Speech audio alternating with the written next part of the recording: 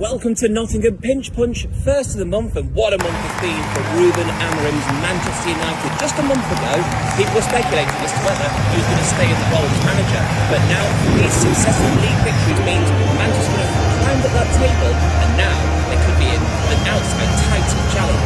Contrast that with Nottingham Forest, who are already on their third manager, Sean Dyche, taking charge here for his first league home. A look at the lineups for you.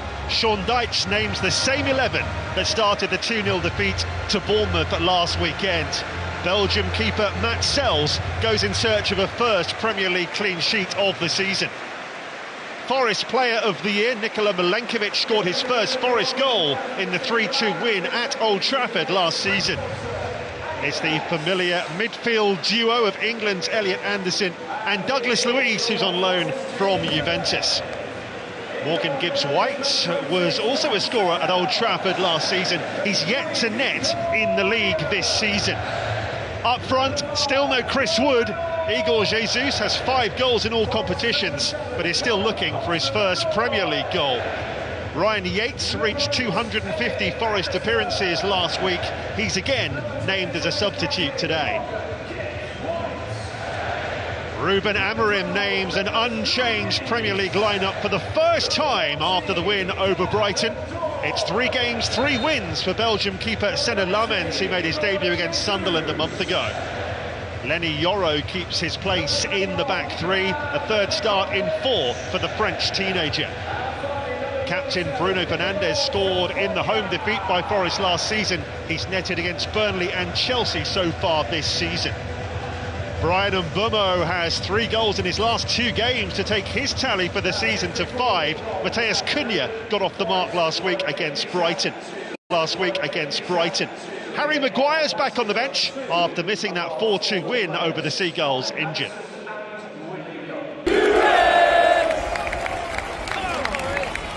Do that for you. In fact, it's 4 wins in the last 5. So what has changed, Lee? Yeah, I mean, listen, it wasn't so long ago was looking at Ruben Amorim thinking he potentially won't be sitting in the dugout for Manchester United. That's changed a lot, and that goes down to results of what they're doing. Obviously, they've got influential, exciting players on the pitch that can score them goals, and that's why they're winning games.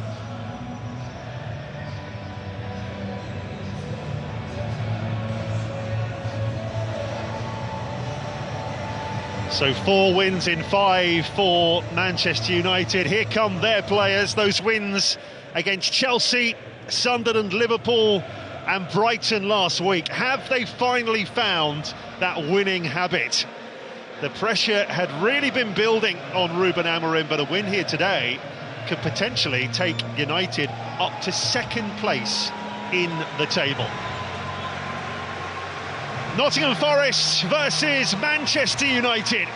A first home league game in charge of Forest for Sean Dyche, and it comes against a rejuvenated United team bidding for a 4th win on the spin. It's been a turbulent season so far for Forest, with both Nuno Espirito Santo and Ange Postecoglou being sacked. Now Dyche takes the reins. He's already won his first game in charge here against Porto in the Europa League, but he was given a stark reminder of the job he faces with a disappointing defeat of Bournemouth 6 days ago. In contrast, Manchester United are flying. 3 league wins in a row for the first time under Ruben Amorim. Can the visitors continue their winning momentum, or could Forest move a crucial 3 points closer to the dotted line at the wrong end of the Premier League table?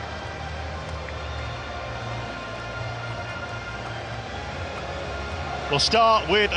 Colin made 174 appearances for the Reds between 1961 and 1966, scoring 68 goals. Willie joined Forest from Arsenal under Brian Clough and made 1966, and Willie Young, who's here in the early 80s. Well, there is Sean Dyche, big day for him after losing at Bournemouth last week. This his first home league game in charge of Nottingham Forest.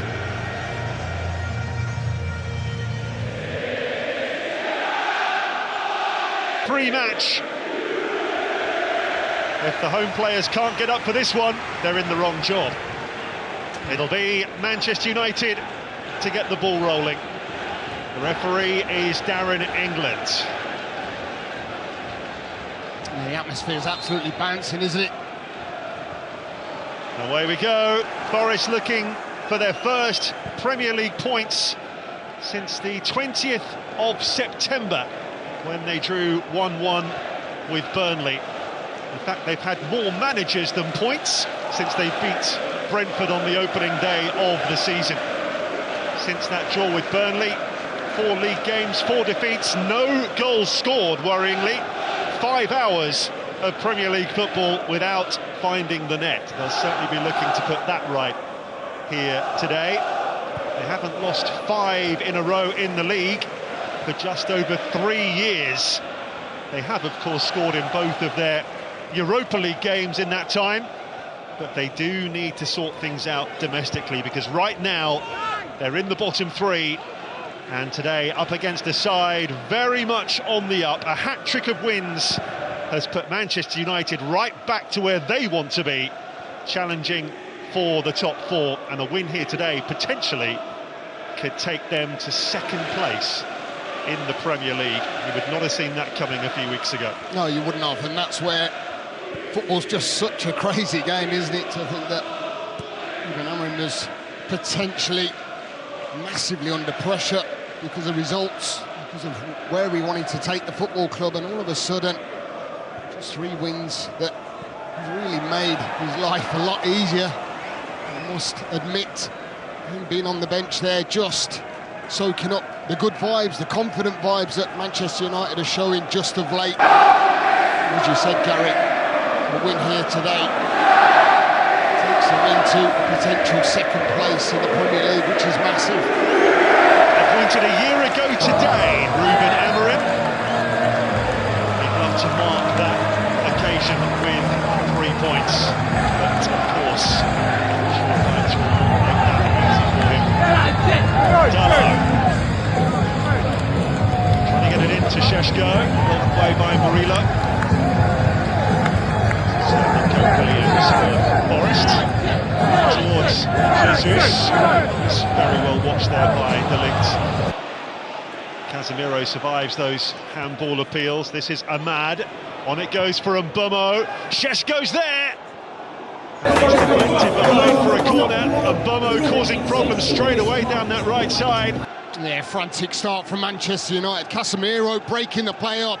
It's a brilliant little cut back. Šeško tries to take it himself, but look at Bruno Fernandes. He's in acres of space. If he just lets that ball run, it's an easy